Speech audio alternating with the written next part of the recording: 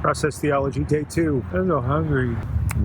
Hey, Shalom Seekers, it's another holy day in the neighborhood. I am still wearing my working from home gear because today I am working from home. Even though a little bit earlier I went into a meeting for the preschool teachers. Our Early Childhood Education Center is having its kickoff parent orientation meeting tonight for school to start next week. And this morning I just went in to talk to all of our great teachers to give them kind of the rabbi's perspective on preschool. I'll give you a hint.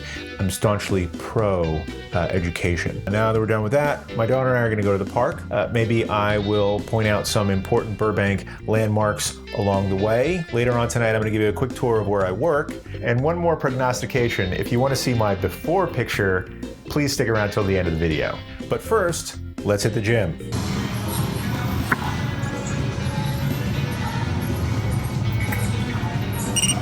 I'm so hungry, so very hungry. It's going to be a fantastic Jewish day. See you in it, my fellow Hebrews and Shebrews. It's about noon. I'm in a little pocket park here at the corner of Peyton and Grismer in beautiful downtown Burbank. This is my neighborhood. That intersection used to be called, I think, Painful and Grimmer. It used to be a little bit more run down, a little bit more dangerous than it is now. Hey.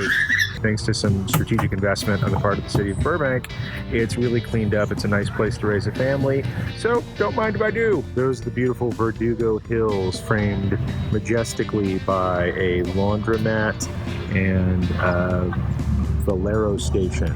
Actually, the most honest, wonderful mechanic I've ever used works right there. So check that place out if you need anything at all. Right behind the gas station, there is another local treasure of Burbank, the Lucille Cal Swim School. Both my daughters learned how to swim there. In fact, I think that's when we officially became Burbank residents, when we could say our kids learned to swim at Lucille Cal, because I think half the kids I know in this town probably learned how to swim right there. I think they're closed for the summer. But when they open up again, you can call that number right there and they will hook you up. Going to get my daughter. It is the end of the day. It's about 5:45. Picking her up from where she hangs out after school. And then I've got to go to a meeting tonight. It is the back to school night for our preschool. So I'm going to say some rabbinic words there. My wife is going to choir practice. We got a babysitter. Don't rob my house. And this is where I work. I know I said I was home all day, but I came here for a meeting that we have tonight. There's actually a couple things going on here tonight. It is busy. No parking for miles around. Good thing I have my own parking space. Whoop. Let's go check it out. Tonight is our back to school night for our preschool. We have about 80 some kids in the preschool, and these are many of their parents. And they're here having a good time. We're going to learn all about the coming year of preschool. So back in that room back there, that's our social hall. Our wonderful early childhood center director is addressing the parents to give them information to get started for the school year. I just spoke for a few minutes, probably too many minutes, telling my Kotzker Rebbe story for about the 1,000th time. He's got a lot of good stories, but I'm going to have to come up with a new one for the Hebrew school orientation here in a couple of weeks. Let's see what else is going on. This all gives the kids the opportunities to develop their fine motor skills, which they need obviously for learning how to use writing implements appropriately. That's our office. It says office. I'm going to give you a quick tour of our office.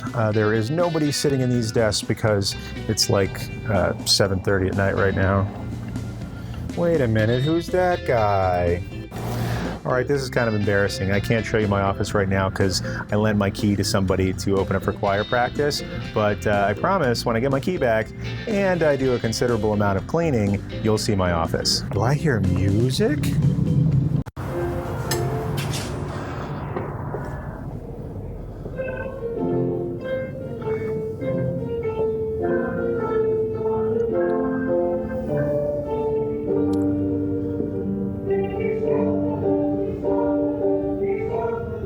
Got a few people here practicing for our High Holidays choir. There's Dr. Noreen Green, who is directing our choir this year. Quite a catch. And standing in front of her is Danny Chodos. He's our cantor here for the High Holidays, our Torah reader throughout the year, wonderfully talented individual.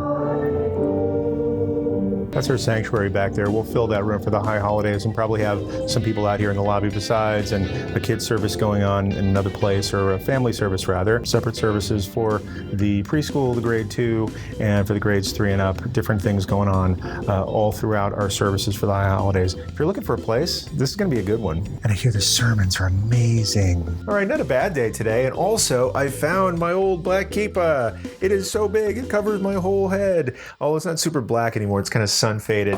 We're going to wrap up this video today with a game I call Good News, Bad News. The good news is all the things that you saw today are within 1 to 2 miles of my apartment. As one of my friends in the neighborhood says, our lives are completely vertically integrated, meaning my gym, where I work, where I live, one kid's preschool, another kid's elementary school, a park, swim school, the best mechanic in Burbank, if not the world, all within 1 to 2 miles of my house. I can walk to half those places. I don't, because I'm a Californian now. So I walk to Shul on Shabbat, usually.